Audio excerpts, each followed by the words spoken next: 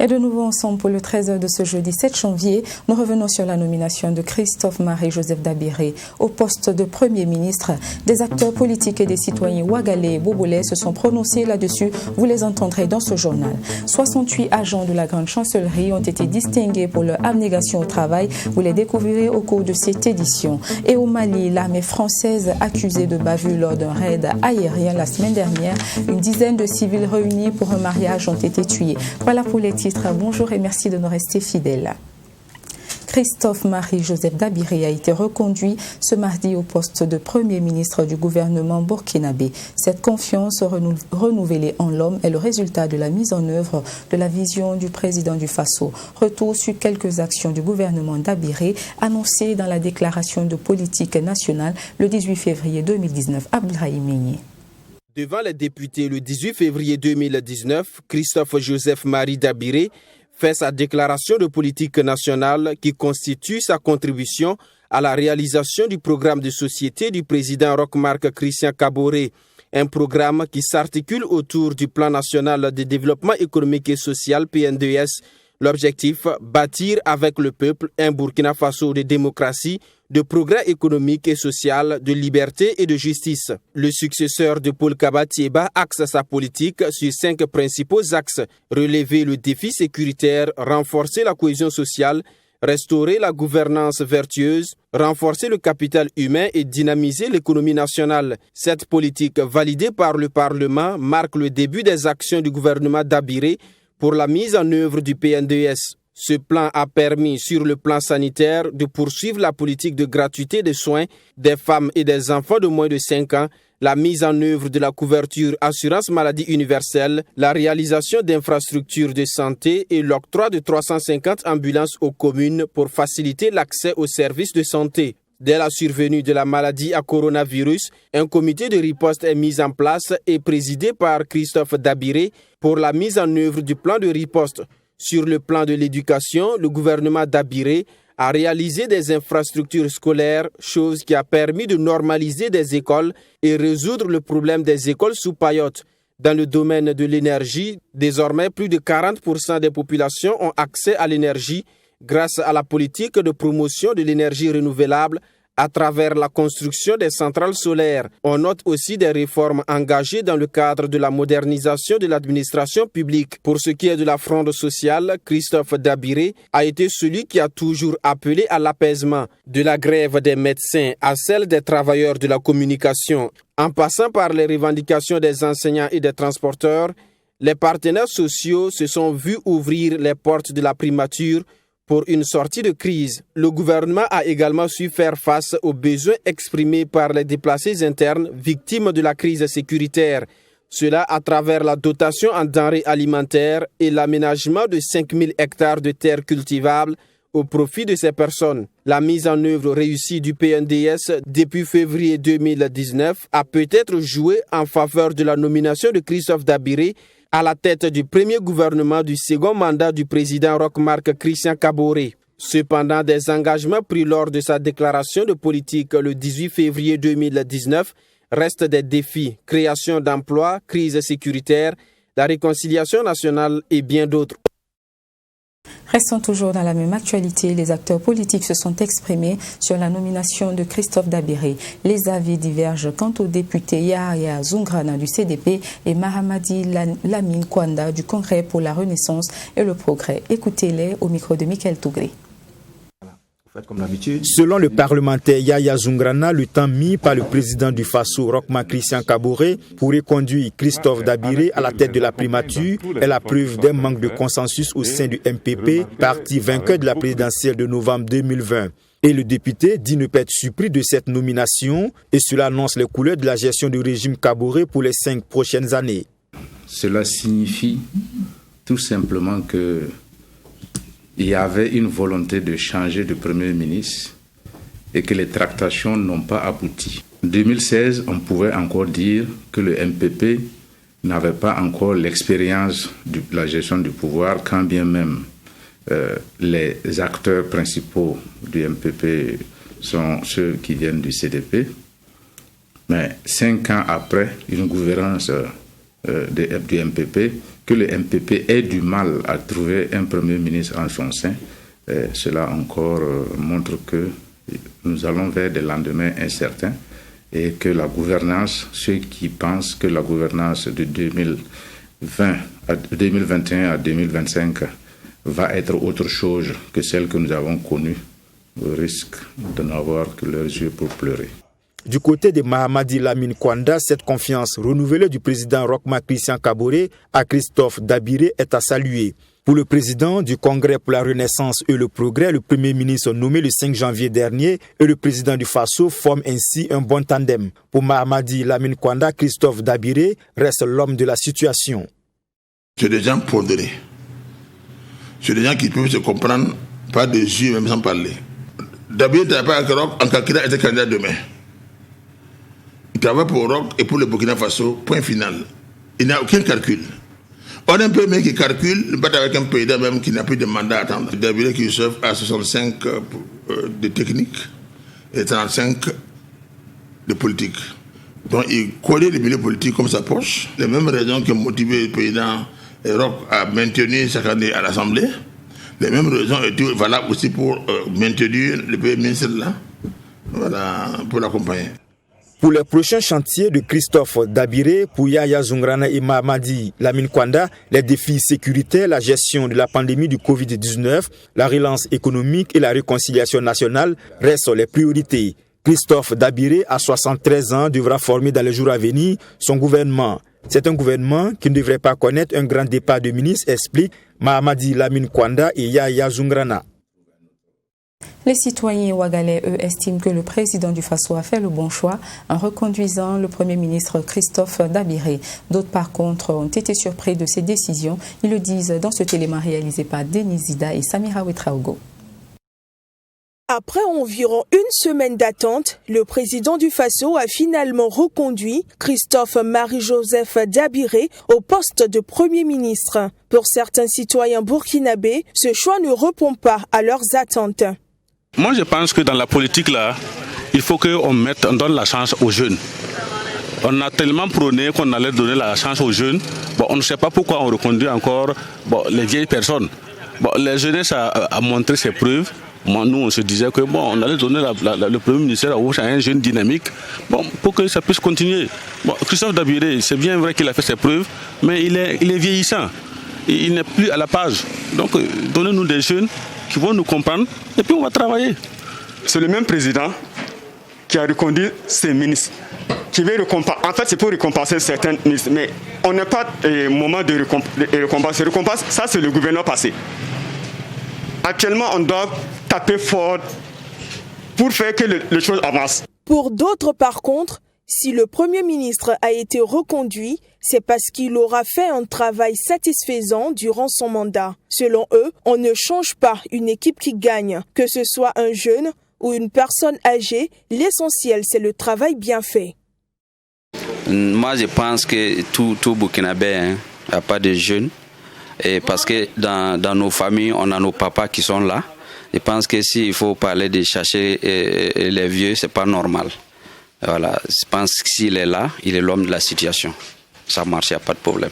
Franchement, je suis favorable par rapport à ça.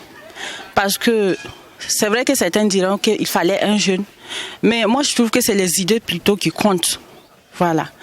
Et les 2 ans qu'il a déjà fait, il a beaucoup travaillé. Nous avons vu l'évolution au niveau de tout le Burkina, les routes, au niveau des infrastructures, au niveau des conditions de la femme, des enfants. Voilà. Donc, franchement, je n'ai pas d'objection par rapport à ça. Maintenant, ce qu'on souhaiterait, c'est qu'il continue dans cette lancée-là. Voilà. Et qu'il renforce ce qui a déjà été commencé. Voilà. Surtout en faveur des femmes. Leur autonomisation et à travers les enfants également. Voilà. Oui, c'est une bonne chose. Quel que soit le choix du Premier ministre, je pense que nous devrons faire un front unique autour de cette personnalité et l'aider à réussir son mandat. Et rien ne sert d'avoir, en tout cas, des points de discordance ou qui ne peut pas nous apporter la paix au Burkina Faso. Parce qu'il vient pour une mission d'État. Peut-être après quelques ans, quand on va se rendre compte que, en tout cas, l'objectif n'est pas atteint, il pourrait être remplacé par quelqu'un d'autre. On a toutes les compétences au Burkina Faso. Ça peut être au niveau de la jeunesse, comme ça peut être au niveau des personnes âgées. Je pense qu'il a toujours de l'énergie pour apporter quelque chose pour la construction du pays. Qu'à cela ne tienne, le chef du gouvernement est attendu sur plusieurs fronts. Les plus gros chantiers que les Burkinabés souhaitent voir s'améliorer sont les questions sécuritaires, sanitaires, économiques et la question de la réconciliation nationale. Des réactions également dans la ville de Sia. Comment les Bourboulais ont accueilli la nomination de Christophe Dabiré? Quels sont les défis qu'ils pensent être ceux de ce Premier ministre reconduit et de son gouvernement? Propos recueillis par Joseph Koudgo, notre correspondant à Bobo Tulasso. Moi, je pense que c'est bien réfléchi, étant donné qu'il connaît déjà les problèmes, les préoccupations des Burkinabés. La preuve en est que depuis son arrivée, moi, ce que j'ai remarqué, le climat de la tension sociale était vraiment baissé. Bon, les gens voyaient au moins l'esprit d'aller de l'avant. Donc, bon, voilà un peu ce que je pense. Moi, je dirais que c'est une surprise pour moi, en ce sens que c'est un ancien nouveau Premier ministre. Voilà. Puisque moi, je n'ai pas compris que l'ancien Premier ministre l'ait reconduit et il fallait mettre tout ce temps pour reconduire quelqu'un qu'on avait déjà expérimenté. Donc pour moi, c'est là où se situe cette surprise-là. Si c'était une nouvelle personne, je me disais que non, peut-être on allait mettre un temps, voilà, pour nous faire sortir cet oiseau rare. Maintenant que c'est un ancien Premier ministre qui est reconduit, pour moi, à mon humble avis, on n'avait pas besoin de tout ce temps-là. C'est une bonne chose, vu qu'il a de l'expérience, il va mettre son expérience à la disposition du gouvernement, du peuple burkinabé. Vu la situation actuelle du pays, je me dis quand même que on lui donnera tout ce qu'il faut pour s'organiser afin de nous mettre en sécurité. Et c'est pas trop mauvais, ça va, parce que quand tu vas bien remarquer, le monsieur aussi, il n'a pas reconduit dès le départ. Ouais, il est venu, je vais dire, presque à la fin du premier mandat. Donc je crois qu'il peut reconduire encore pour former le nouveau gouvernement maintenant et puis aller en avant. Selon moi, en tout cas, c'est bon. Je dirais qu'en tant que jeune, on devait promouvoir au moins la jeunesse. Parce que je ne trouve pas qu'un vieux de plus de 70%, avec une population à majorité jeune qui ont moins de 35%, un vieux de plus de 70 ans puisse être en phase avec leurs aspirations. Il fallait juste promouvoir la jeunesse, je pense. Sinon, si on veut demander pour ou contre, je dirais que je suis contre en tant que jeune. J'aurais voulu un jeune qui soit en phase avec les aspirations de la jeunesse être nommé. Nous avons voté un président, n'est-ce pas? Nous avons eu confiance en lui. Et je crois que ce président aussi a eu confiance à quelqu'un qui a déjà eu à travailler avec lui et qui l'a reconduit. Je trouve que c'est une bonne chose. S'il est capable d'assurer en temps normal, opportun, c'est que le pays a besoin. Les mérites des travailleurs sont la plupart du temps reconnus en fin d'année et cela s'étend parfois en début de nouvel an. Hier, à la grande chancellerie, 68 médailles ont été décernées aux agents les plus méritants. Distinction qui, pour les récipiendaires, témoigne de la reconnaissance de la nation et d'une invitation à plus d'ardeur dans le travail. Serge Bado. Conseiller technique au ministère du Commerce, de l'Industrie et de l'Artisanat, Charles-Eugène Naboulé, est élevé au rang de commandeur de l'ordre de l'Étalon, une distinction qui symbolise et récompense ses efforts au service de la nation. Le récipiendaire s'en réjouit et trouve en cela un moyen de servir encore davantage son pays. Le sentiment que j'éprouve est un sentiment d'abord de fierté, ensuite de reconnaissance. Reconnaissance envers Dieu, mon créateur, qui, par sa grâce et sa protection, m'a permis d'être à ce niveau de distinction. Je dédie cette médaille à l'ensemble de mes collaborateurs, notamment les acteurs du secteur privé, avec qui nous avons bataillé durement pour l'essor économique de notre pays. Et au-delà de la fierté, c'est une invite à aller au charbon et à faire preuve de persévérance et d'abnégation en vie, surtout eu égard aux défis énormes auxquels notre pays fait face.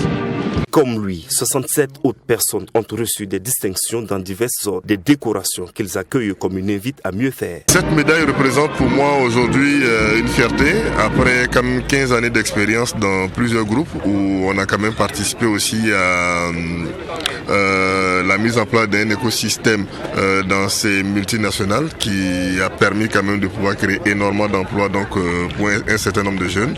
Et c'est une fierté aujourd'hui quand même d'avoir un jeune burkinabé à la tête quand même d'une multinationale pour tout le cluster Sahel. Donc c'est réellement une satisfaction, une invite à mieux faire, à pouvoir encore gravir des échelons dans notre administration. C'est un grand honneur effectivement d'être reconnu par la nation et c'est avec humilité que nous recevons donc cette médaille pour ce que la nation pense que nous avons contribué à réaliser.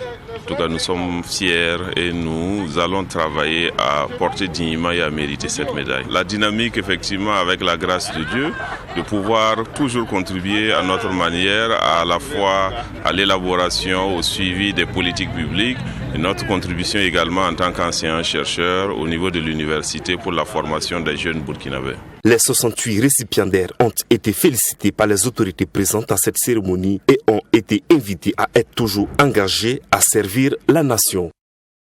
Vous avez pu vous en douter, depuis le 1er janvier, pour certains bien évidemment, en particulier les abonnés Onatel, la téléphonie mobile Onatel a changé son identité visuelle. Son nouveau nom est désormais Move Africa. Changement officialisé hier, le compte rendu avec Sanata Serré. L'honneur me revient de vous annoncer officiellement, mesdames et messieurs, distingués invités, que la marque Onatel devient Move Africa Burkina Faso. L'Office national des télécommunications Onatel évolue désormais sous la marque commerciale Move Africa, à l'instar de toutes les filiales du groupe Maroc Télécom. La création de cette marque continentale, selon le directeur général de Move Africa Burkina Faso, est une étape de la matérialisation de la vision de l'opérateur Maroc Télécom au sein duquel il évolue depuis 2006. Le lancement officiel de la nouvelle marque commerciale Move Africa que nous matérialisons à travers cette cérémonie, ce jour 6 janvier 2021, répond non seulement au besoin d'harmoniser l'identité visuelle de notre entreprise avec l'évolution des activités dans le secteur des télécommunications, mais aussi et surtout à la nécessité de présenter au public une société membre d'un grand groupe de télécommunications qui est Maroc Télécom. Un groupe africain aux ambitions panafricaines qui croit en l'Afrique, qui investit en Afrique pour les Africains. Avec plus de 70 millions de clients présents dans 11 pays africains, cette marque commerciale, à en croire les premiers responsables, a été créée pour s'adapter aux évolutions de l'écosystème, de l'économie numérique et de mieux répondre aux attentes de la clientèle. C'est permettre aux clients d'avoir affaire à un même groupe. Avant, vous avez différentes marques, donc quand on arrive dans un pays, alors que nous sommes détenteurs, par exemple, d'un abonnement d'une marque, on ne sait pas si les autres marques appartiennent, quelles sont les marques qui appartiennent au même groupe. Aujourd'hui, vous atterrissez dans un pays, vous avez Move Africa, là où vous allez, enfin, dans les 10 pays dont je parlais tout à l'heure. Et donc, ça permet aux clients de s'identifier à ces marques et ça nous permet, nous aussi, de fédérer nos actions vis-à-vis de notre base de données clients. Par la même occasion, le logo et les signatures de la marque ont été présentés au public. La dénomination juridique et la raison sociale de l'entreprise, faut-il le rappeler, demeure Onatel SA. Les entreprises qui vont également évoluer sous la marque Move Africa sont entre autres Move Côte d'Ivoire, Bénin, Niger, Togo, Moritel, Sotelma et Gabon Télécom. Un reportage de Sanata Serré avec la voix de Samira Ouetraogo. Dans le reste de l'actualité au Mali, la polémique enfle depuis dimanche après que plusieurs personnes aient été tuées dans le centre du pays. L'armée française a assuré mardi avoir frappé des dizaines de djihadistes, tandis que des villageois et une association locale évoquent la mort d'une dizaine de personnes civiles atteintes par un appareil non identifié lors d'un mariage. Beaucoup d'interrogations sur ce qui s'est passé dimanche dans la région de Douentza, dans le centre du Mali. D'un côté, des habitants racontent qu'un hélicoptère a tiré sur des civils rassemblés pour un mariage dans le village de Bounti. Des dizaines de personnes auraient perdu la vie. L'hélicoptère n'a pas été identifié. Question, qui dispose de moyens aériens dans cette région sahélienne? L'armée malienne et les troupes françaises de l'opération Barkhane. Du côté des autorités maliennes, aucun commentaire. Quant à l'armée française, elle indique avoir mené un raid aérien dans cette région, tout en précisant avoir utilisé des avions de chasse et non des hélicoptères, et surtout avoir visé un rassemblement de djihadistes. Pas de doute possible, assure un responsable militaire français, il n'y avait pas de mariage. Alors, y a-t-il eu 2 raids aériens le même jour dans la même région? C'est possible, à en croire l'ONG Médecins sans frontières, qui intervient à Douentza. Dans un communiqué publié ce mercredi, MSF dit avoir pris en charge des personnes blessées dans des bombardements sur 2 villages distincts. Mais ces raids ont-ils été menés par les mêmes soldats? Dans l'opération qui a frappé des civils, est-ce une bavure de l'armée française découlant d'une erreur de renseignement? À moins que ce soit l'armée malienne qui, par le passé, a commis des exactions contre des civils. En tout cas, plusieurs voix s'élèvent pour critiquer le silence autour de ces événements. 4 jours après l'attaque, on ne connaît pas le nombre exact des victimes. La MINUSMA, la mission des Nations Unies au Mali, a indiqué avoir ouvert une enquête. C'était donc le dernier élément de ce journal. Rendez-vous demain pour d'autres actualités. À très vite sur True TV.